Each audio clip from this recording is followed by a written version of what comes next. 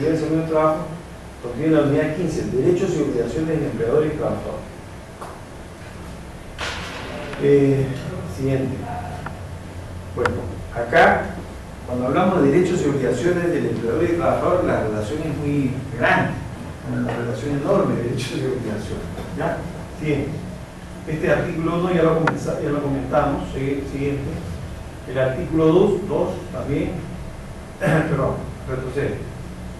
El artículo 2 solamente nos habríamos referido a la vida, a la integridad moral, psíquica y física, pero también tenemos acá la igualdad ante la ley, ¿no?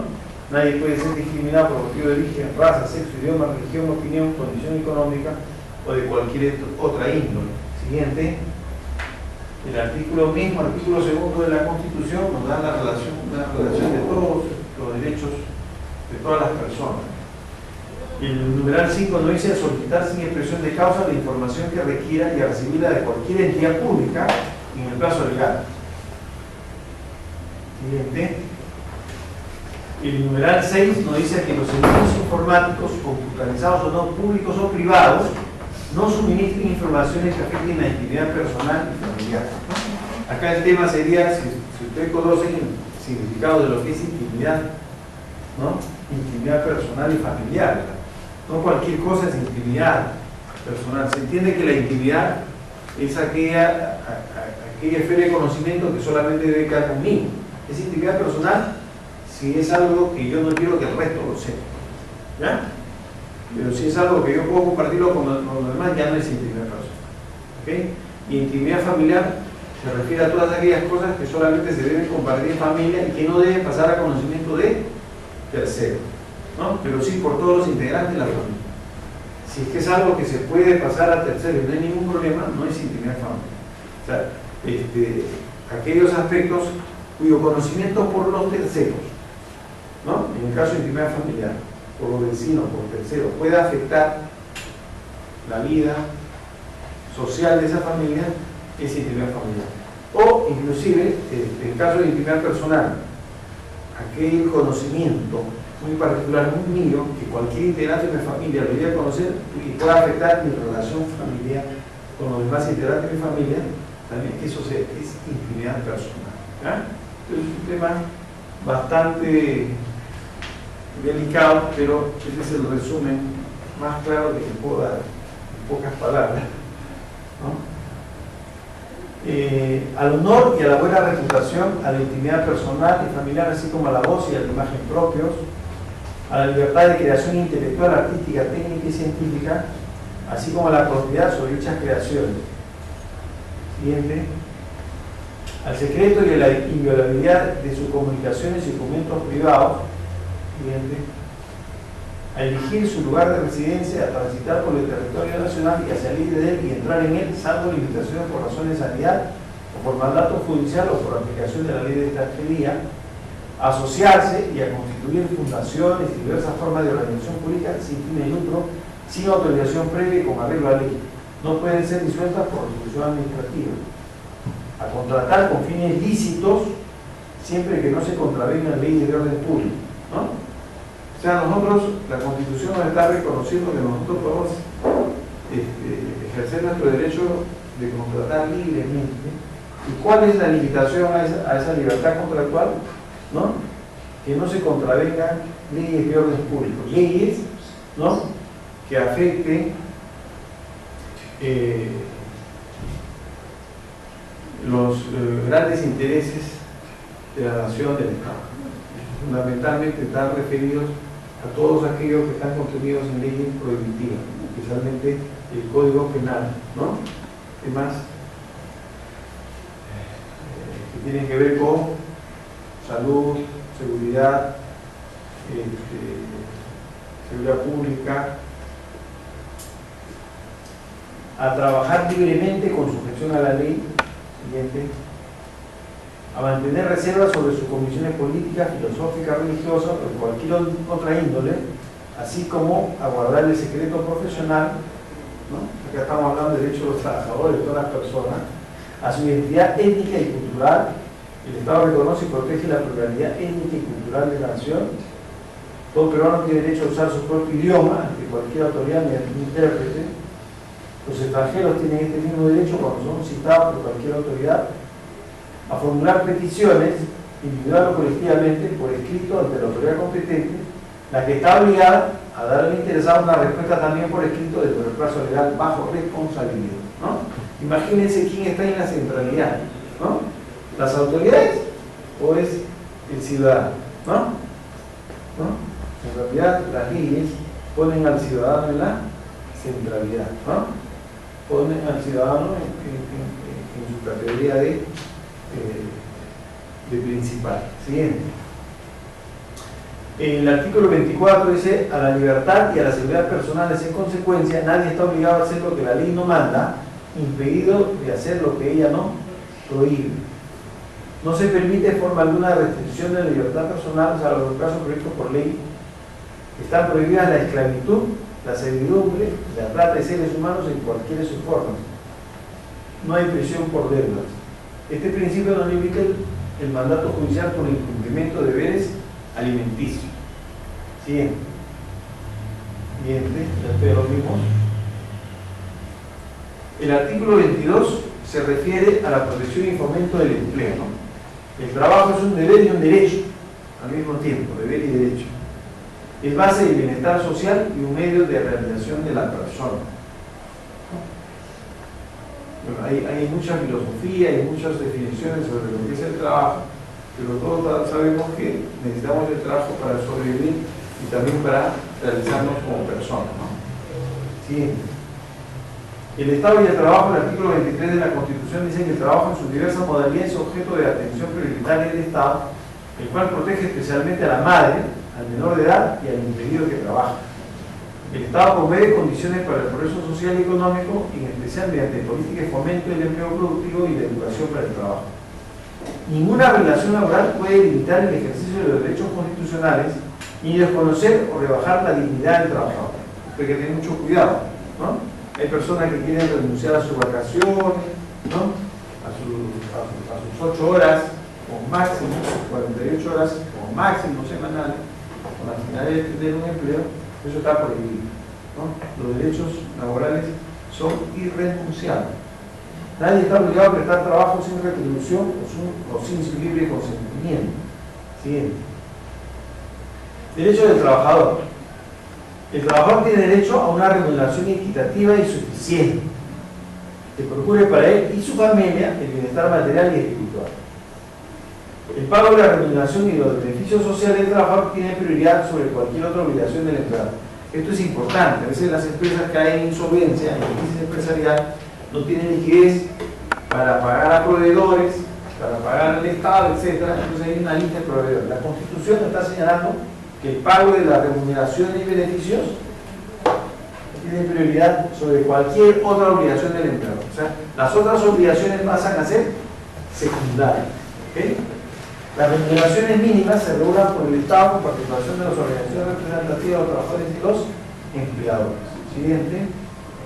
La jornada ordinaria de trabajo, eso creo que todos lo sabemos, 8 horas diarias y 48 horas semanales como máximo. O sea, puede haber menos, pero no más. Hora de trabajo. Los trabajadores tienen derecho a descanso semanal y anual remunerado. Su disfrute y su compensación se regulan por la ley o por convenio, ¿no? La Constitución no señala que necesariamente tengan que ser 30 días las vacaciones, ¿no? Pero sí tiene que haber un descanso semanal y anual. Siguiente.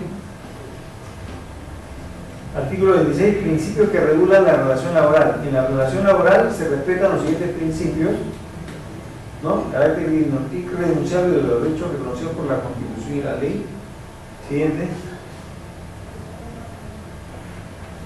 El artículo 27 nos refiere sobre la protección del trabajador frente al despido arbitrario. Siguiente.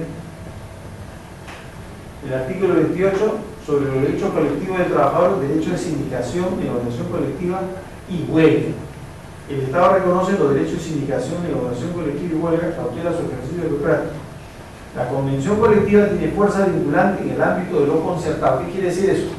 ¿No? Que lo que se acuerda entre trabajadores y empleadores tiene fuerza de ley para las partes. Regula el derecho de huelga para que se ejerza en armonía con el interés social, señala sus excepciones y limitaciones, ¿no? Alguien no entiende el tema de sindicación, negociación colectiva, huelga. Siguiente. El artículo 29, la participación de los trabajadores en las utilidades. El Estado reconoce el derecho de los trabajadores a participar en las utilidades de la empresa y promueve otra forma de participación, ¿no? Este tema es una conquista laboral y cada vez más pronunciada, ¿no? En la historia del derecho al trabajo vamos a encontrar que antiguamente las políticas salariales eran pagar al trabajador lo que necesitaba para sobrevivir cada día, para que el día siguiente vuelva a tocar la puerta porque necesitaba trabajar. Porque si se le pagaba además, bueno, tomaban su descanso y tenía dinero en reserva.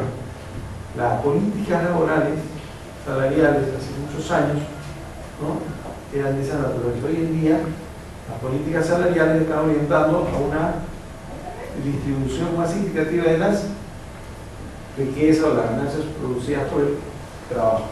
Siguiente.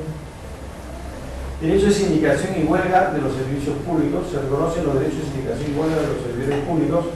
No están comprendidos los funcionarios del Estado con poder de decisión y los que desempeñan cargos de confianza o de dirección, así como los miembros de las Fuerzas Armadas y la Policía Nacional. Siguiente. Libertad de contratar. Es importante, es un derecho para todos. La libertad de contratar garantiza que la parte pueda pactar válidamente según las normas vigentes al tiempo del contrato. Los términos contractuales no pueden ser modificados por leyes u otras disposiciones de cualquier clase. Los conflictos derivados de la relación contractual solo se solucionan en la vía arbitral o en la judicial, según los mecanismos de protección previstos en el contrato contemplados por la ley. Mediante contrato en ley, el Estado puede establecer garantías y otorgar seguridad. No pueden ser modificados legislativamente sin perjuicio de la protección a que se refiere el párrafo precedente. Siguiente. Principales derechos del trabajador según la ley del contrato de trabajo 20.744. Los empleadores tienen los siguientes derechos y facultades. Siguiente. Derecho del empleador, la facultad de dirección, ¿no? Quien decide y quien ordena es el empleador, ¿no? Y tiene que haber subordinación de parte del trabajador. Siguiente. Facultades disciplinarias, el empleador podrá aplicar medidas disciplinarias proporcionales a las faltas de incumplimiento demostradas por el trabajador, pero no podrán aplicarse sanciones disciplinarias que constituyen una modificación al contrato de trabajo. Muy importante cuando hacemos un contrato de trabajo, que tiene que establecer en una empresa un reglamento interno de trabajo, ¿no? Y el contrato se tiene que relacionar al trabajador con el reglamento interno, ¿no? Caso contrario, no se puede sancionar a los trabajadores. Bien. Facultades de tomar medidas por causas económicas. El empleador puede disponer suspensiones por razones económicas en los límites y con arreglo a las condiciones fijadas por la ley. Los estatutos profesionales, las convenciones colectivas de trabajo, los consejos de empresa y si los hubiera reglamentos internos militares. Tenemos que considerar que hay muchas empresas que requieren trabajadores por temporada de verano, vacaciones, fiestas. Entonces hay empresas que por esas épocas contratan más trabajadores y el resto del año, ¿no? El nivel de personal disminuye, ¿no? Entonces la ley considera estas situaciones, también considera la situación de la crisis empresarial o insolvencia de las empresas, con las cuales para reestructurar estas empresas y para poder salvarlas, ¿no?, se faculta al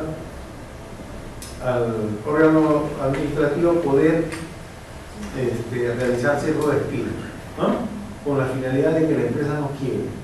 ¿Okay? Siguiente. Derecho de control de personal. Los sistemas de control personales del trabajador destinados a la protección de los bienes del empleador deberán siempre salvaguardar la dignidad del trabajador y deberán practicarse con discreción y se harán por medios de selección automática destinados a la totalidad del personal. Los controles del personal femenino deberán estar reservados exclusivamente a personas de su mismo sexo. Siguiente. ¿Cuáles son las principales obligaciones del empleador? ¿Ah? Al otro lado. Siguiente. Obligación del empleador, en primer lugar, abonar la remuneración al empleado en los plazos y condiciones previstos en la ley. O sea, todas esas atribuciones, esas facultades que tiene el empleador, disciplinarias, de dirección, ¿no?, de control, etcétera, están supeditadas aquí a la contraprestación. ¿Cuál es la contraprestación? En primer lugar, ¿no?, el pago, la remuneración. Dar ocupación efectiva al empleado de acuerdo a su calificación o categoría profesional. Siguiente. Respetar el derecho a la intimidad, ya que no puede obligar al trabajador a manifestar sus opiniones políticas, religiosas o sindicales. Observar las normas legales sobre higiene y seguridad en el trabajo y hacer observar las pautas y limitaciones a la duración del trabajo establecidas en el ordenamiento legal. Reintegrar al trabajador los gastos solventados por este para el cumplimiento adecuado de su trabajo. Siguiente. También prestar protección a la vida y bienes del trabajador cuando éste habite en el establecimiento. Si se le proveyese de alimentación y vivienda, aquella deberá ser sana y suficiente. Y la última, adecuada a las necesidades del trabajador y su familia. Debe efectuar a su costa las reparaciones y refacciones indispensables conforme a las exigencias del medio y confort. Cumplir con las obligaciones de los sistemas de seguridad social, ¿no? Son obligaciones de los empleados, ¿no? Siguiente. Entregar a la finalización del contrato un certificado de trabajo, ¿no?, de aportes y remuneraciones, teniendo las indicaciones sobre el tiempo de prestación de servicios, naturaleza de estos, constancia de los sueldos percibidos y de los aportes y contribuciones efectuadas con destino a los organismos de la seguridad social, dispensar a todos los trabajadores igual trato en identidad de situaciones y contestar las intimaciones causadas por el empleador. Siguiente. Derechos y obligaciones del trabajador, fundamentalmente en la actividad privada. Siguiente. Una remuneración mínima vital, ¿no?, en el caso peruano, de 350 soles, ¿no?, inclusive los practicantes no pueden ganar menos. En el Perú hay una remuneración mínima vital y nadie puede ganar menos que eso, ¿ya? También existen las gratificaciones legales. La legislación laboral peruana establece que todo trabajador debe recibir 2 gratificaciones legales al año, una con motivo de fiestas patrias en el mes de julio y la otra en Navidad, en diciembre, ¿no? Por lo menos 2, puede haber más, pero tiene que haber por ley un mínimo de 2 gratificaciones.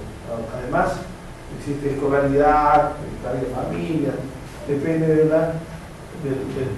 que se haya conseguido en los convenios colectivos. También tiene derecho a vacaciones y a la compensación por tiempo de servicio, ¿no? Por cada año que se trabaja se tiene derecho a una remuneración. Siguiente.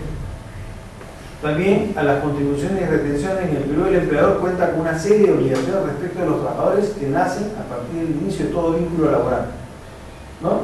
Básicamente estas obligaciones son 3: retención del impuesto a la renta de quinta categoría, retención del aporte previsional del trabajador y la contribución al seguro social de salud, ¿no? En el caso peruano, cuando se hablaba antes del IF, la seguridad social estaba más o menos centralizada en el IF, ¿no? Ahí se tenía la prestación de salud, se tenía el régimen previsional. Hoy en día estamos con la ley de modernización de la seguridad social en el Perú.